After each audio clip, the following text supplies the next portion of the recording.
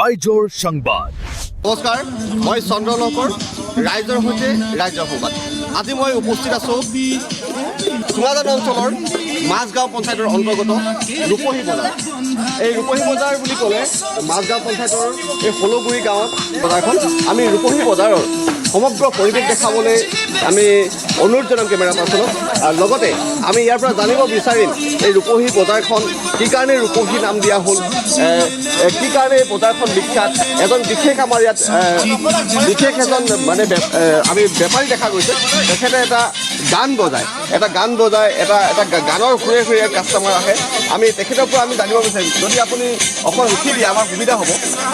এইজনৰ পৰা জানিব বিচাৰিম এজন অসমীয়া যুৱক, তেখেতৰ মনলৈ কেনেকৈ আহিল এই বজাৰখন কৰি থাকিবলৈ। আপোনাৰ মনলৈ কিয় আহিল, কেনেকৈ আহিলে চব্জি বেপাৰটো কৰিবলৈ? মই মানে আগতে বেংগলোৰ চিনাত কাম কৰিছিলোঁ। তাৰপিছতে ভাবিলোঁ নাই, নিজৰ এটা ব্যৱসায় কৰিলে ভাল। সেইকাৰণে মানে চবতকৈ দেখিলোঁ যে এইবিলাকত মানে কি হয়, যিমান বিকিলোঁ ঘৰত মানে এতিয়া হাজিৰা কৰিলেও 500 টকা যেনে পালোঁ। 500 টকা 300 টকা চব্জিয়ে কিনি আনিব লাগে। যিটো সময়ত আমাৰ চুঙাজানৰ, বিশেষকৈ যদি আমি যিহেতু চুঙাজানত উপস্থিত আছোঁ, চুঙাজানৰ বহুতো ল'ৰা বেংগলোৰ চেন্নাইত গৈ কাম কৰি আছে বা বাহিৰত গৈ কাম কৰি আছে। কিন্তু আপুনি বেংগলোৰ চেন্নাইলৈ নগৈ আপুনি অসমীয়াৰ যি অসমীয়াগিৰি বজাৰ ঘাট, আমাৰ এই যিটো বজাৰ ঘাট আমাৰ বজাৰ এই বস্তুটোক আপুনি ইষ্টাব্লিছ কৰিছে, সেই বিষয়ে কি ক'ব নোৱাৰে? নতুন প্ৰজন্মক কি উপদেশ দিব? মানে মই কৈছোঁ, আগত মই হাজিৰা কৰি আছিলোঁ, তেতিয়া হাজিৰা কৰা আধা পইচা চব্জি কিনোতে যায়গৈ। কিন্তু এতিয়া মানে কি বেপাৰ ধৰিলোঁ, কিনিবও নালাগে, থাকি গ'লে ঘৰত খাব পায়।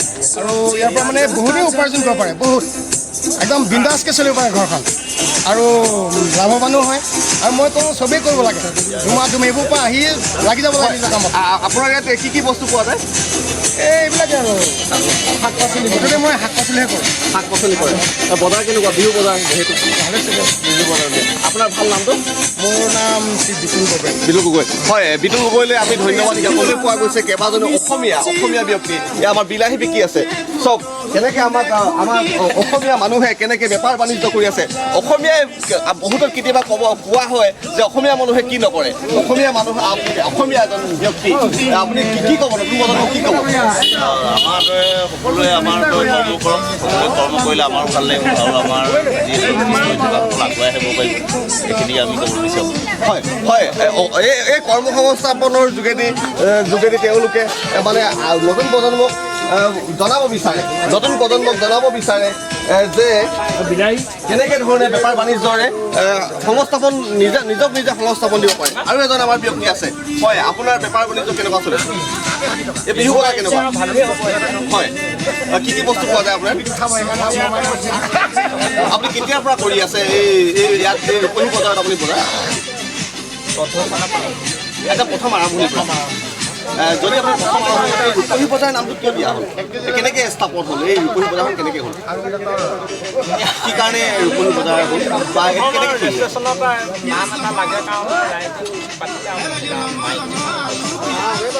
মাইকী মানুহৰ ভিৰটো বেছি? হয়, বজাৰখন কেনেকৈ ধৰণে হ'ল, প্ৰথম আৰম্ভণিটো কেনেকৈ হ'ল? হয়, আমি জানিব বিচাৰিম আপোনাৰ ওচৰলৈ আহিলে সুবিধা হ'ব। বৰ্তমান ভালেই বিহু বজাৰ চলি আছে বাৰু। ৰাইজে আহিছে, দুই এজন ওলাই এনেকৈ মানে বস্তু লৈছে আৰু বিহু বজাৰ বুলি। হয়, ইয়াত মাইকী মানুহ বেছি হয় বুলি কয় বজাৰখনত? আহে বাৰু, মহিলাসকলেও ভালে বজাৰ কৰে। হয়, এনেকৈ মানে ধৰক আলু পিঁয়াজ এনেকৈ বিক্ৰী কৰোঁ আৰু। হয়, এনেকৈ ধৰণে সমগ্ৰ আমি পৰিৱেশটো দেখাব বিচাৰিম। ইয়াত দাইল, চেনি, পিঁয়াজ, আলুৰ পৰা ধৰি শাক পাচলিৰ পৰা ধৰি সকলো বজাৰ আমি সকলো আমি দেখিবলৈ পোৱা যায়। আমি এজন কাপোৰ বেপাৰী আছে, কিন্তু আমি কাপোৰ বেপাৰী, আমাৰ কাপোৰ লৈ আছে। আমাৰ বাইদেউ এগৰাকীয়ে কাপোৰ লৈ আছে। আমি বাইদেউৰ পৰা জানিব বিচাৰিম, বাইদেউ পোৱা যায় এই ৰূপহী বজাৰত? চাদৰ মেখেলা যি লয় আপুনি, গৰম এতিয়া ঠাণ্ডা দিনত গৰম কাপোৰ ল'ব পাৰে। হয়, আমি তেখেতৰ পৰা আমি দোকানী আছে, আমাৰ দোকানীজনৰ পৰা আমি জানিব বিচাৰিম। হয়, তোমাৰ নামটো আৰু কি কি কাপোৰ ইয়াত পোৱা যায় কোৱাচোন? বেচিকেলি মোৰ ইয়াত আপোনাৰ এতিয়া যিটো ট্ৰেণ্ডিঙত চলি আছে হিপ হপ বাগেৰা, সেইবোৰ পাব আপুনি। এতিয়া মানে ট্ৰেণ্ডিঙত যিটো চলে মানে গাভৰু ছোৱালী হওক বা সৰু ল'ৰা পৰা হওক মানে বয়সীয়াল মানুহবিলাকৰো পাব কাপোৰবিলাক চাদৰ মেখেলা ধৰি আপোনাৰ জিন্স পেণ্ট ধৰি এটচেট্ৰা চব পাব। হয়, আমি পোনপ্ৰথমে আপোনালোকৰ ৰাইজৰ সংবাদৰ যোগেদি সমূহ অসমবাসী ৰাইজলৈ আগন্তুক মাঘ বিহুৰ আন্তৰিক ওলগ জ্ঞাপন কৰিছোঁ। আপোনালোকে ইতিমধ্যে দেখিছেই ফেচবুকৰ যোগেদি ভাইৰেল হোৱা আমাৰ চুঙাজান মাজগাঁৱৰ বাসিন্দা পুতুল গগৈ, তেখেতে বিতুল গগৈ, তেখেত ইতিমধ্যে সমগ্ৰ অসমৰ লগতে ভাৰতত ভাইৰেল হৈছে চব্জি ৰেলে ৰে বুলি যিটো গীতৰ যোগেদি। আৰু আমি এটা কথা সন্তুষ্টি প্ৰকাশ কৰিছোঁ, যিহেতু আমি জাতীয়তাবাদী এজন ব্যক্তি হিচাপে আমি এটা কথা আমি আগৰ পৰাই কৈ আহিছোঁ যে আমাৰ যদি জাতিটো অসমীয়া যদি জাতিটো আমি জীয়াই থাকিবলৈ হয় তেতিয়াহ'লে আমি নিশ্চয় আমি বজাৰ পথাৰ আমি সকলো আমি দখল কৰিব লাগিব। আৰু যিহেতু আমি শ্লোগানতে বজাৰ আমাৰ পথাৰ আমি সীমাবদ্ধ কৰি ৰাখিলে নহ'ব, আমি বজাৰ দখল কৰিব লাগিব। ইতিমধ্যে আপোনালোকে দেখিছে যে চুঙাজানৰ যিখন হলগুৰিৰ ৰূপহী বজাৰ এক মহিলাৰ বজাৰ, আৰু এই মহিলা বজাৰখন আপোনালোকে ইতিমধ্যে দেখিছে সকলো ব্যৱসায়ী ইয়াত চব অসমীয়া।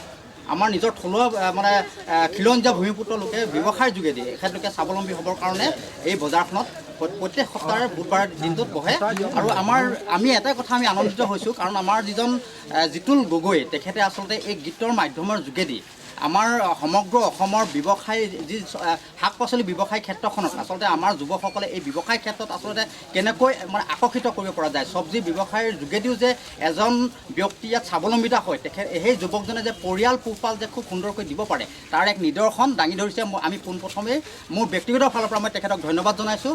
আৰু তেখেতক মই এটা কথা মই আচলতে ভিডিঅ'টো বনোৱাৰ পৰা আমি ছ'চিয়েল মিডিয়াত মোৰ নিজৰ দীপেন গগৈ পেজতো এই ভিডিঅ'টো মই আপলোড কৰিছিলোঁ। ইতিমধ্যে সমগ্ৰ অসমবাসীৰ লগতে ভাৰতবাসী ৰাইজে প্ৰায় 22 লাখ লোকে এই ভিডিঅ'টো চাইছে, যিহেতু ভিউৱাৰ্ছ আহিছে। কিন্তু মই আচলতে ভিডিঅ' বনোৱা দিনাখনৰ পৰা এখেতক মই এটাই কথা মই আচলতে সাহস হিচাপে দিছোঁ যে আমাৰ অসমীয়া জাতিটো যদি জীয়াই থাকিবলৈ হয় আমি অসমীয়া মানুহে আমাৰ ব্যৱসায় ক্ষেত্ৰত আমি সদায় আমি আগৰণুৱা হৈ আমি আগবাঢ়ি যাব লাগিব। আমি চব্জি ব্যৱসায় কৰাজনো আমাৰ অসমীয়া হ'ব লাগিব, আজি আমাৰ ঠেলা চলোৱা ব্যক্তিজনো আমাৰ অসমীয়া হ'বলৈ আমি আগবাঢ়ি যাব লাগিব। গতিকে মই চেন্নাই বেংগলোৰত আমাৰ ককাই ভাইসকলে নিজৰ ঘৰৰ পৰিয়াল আচলতে ইয়াত এৰি থৈ যিসকল চেন্নাই বেংগলোৰলৈ গৈছে তেখেতলোককো মই আপোনালোকৰ সংবাদ মাধ্যমৰ যোগেদি মই আহ্বান জনাইছোঁ যে সকলোৱে আহক, ব্যৱসায় ক্ষেত্ৰখনত আমি আমাৰ নিজৰ হাতলৈ আনিব লাগে, আমাৰ খেতি পথাৰ দ্বাৰাও আচলতে আমাৰ নিজৰ হাতলৈ আনিব লাগে, আমি অসমত অসমীয়াগিৰি আমি দেখুৱাব লাগে।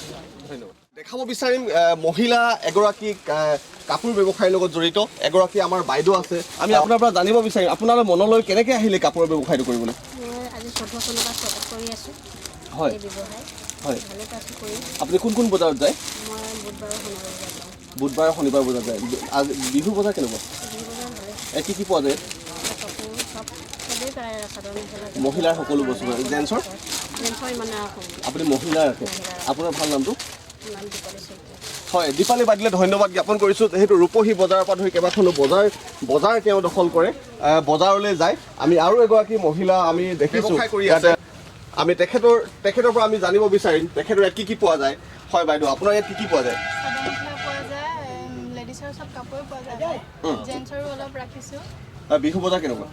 ভালে 10,000 কাৰণে মানুহবোৰ নাই অহা যে চেক জমা দিবলৈ গৈছে, হয় হয় সেইটো কাৰণে অকণমান কমিছে আজি মানুহবোৰ। হয়, কম সময়ৰ ভিতৰত চাগে 10,000 টকা পাব। মামায়ে যিহেতু দিছে, বিশ্বজিৎ ফুকন ডাঙৰীয়াই যিহেতু সৰুপথাৰ সমষ্টিত আগতীয়াকৈ বিলালে, বিহুৰ আগত বিলাইছে, গতিকে চাগে অহা সপ্তাহ বিহু বজাৰ ভাল হ'ব, অহা সপ্তাহত ভাল হ'ব।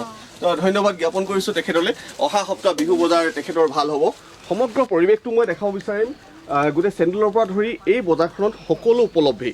সেইকাৰণে আহক আপোনালোকে ৰাইজ চুঙাজানৰ এই ৰূপহী বজাৰলৈ। ৰূপহী বজাৰত আপোনালোকে সকলো ধৰণৰ শাক পাচলিৰ পৰা ধৰি মাংসৰ পৰা ধৰি মাছৰ পৰা ধৰি সকলো ইয়াত উপলব্ধ হয়। যিহেতু ভোগালী বিহু আহি আছে আগন্তুক, ভোগালী বিহুৰ সময়ত সকলোৱে আপোনালোকে বজাৰলৈ আহক। এই ৰূপহী বজাৰ চুঙাজানৰ য'ত আমি উপস্থিত আছোঁ, এই চুঙাজানৰ যি হলগুৰি গাঁৱৰ ৰূপহী বজাৰ, ইয়াত মানুহে ভিৰ কৰিছেহি আহি। এই বজাৰত সকলো ধৰণৰ বস্তু পাতি পোৱা যায়। গতিকে আপোনালোকে আহক, চাদৰ মেখেলাৰ পৰা ধৰি সৰু বাচ্ছাৰ পৰা ধৰি কাপোৰ সকলো পোৱা যায়। মই ৰাইজক দেখাই থাকিম ৰাইজৰ সংবাদৰ যোগেদি। আপোনালোকে চাই থাকক ৰাইজৰ সৈতে ৰাইজৰ সংবাদ।